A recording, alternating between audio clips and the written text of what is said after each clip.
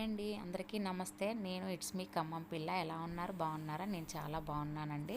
ఈరోజు రెసిపీ వచ్చేసి chicken pakodi recipe అండి. ఈ రెసిపీ చాలా ఈజీగా చేసుకోవచ్చు. ఎలా తయారు చేద్దామో చూద్దాము. ముందుగా ఒక బౌల్లోకి 1/2 కేజీ చికెన్ తీసుకోవాలండి.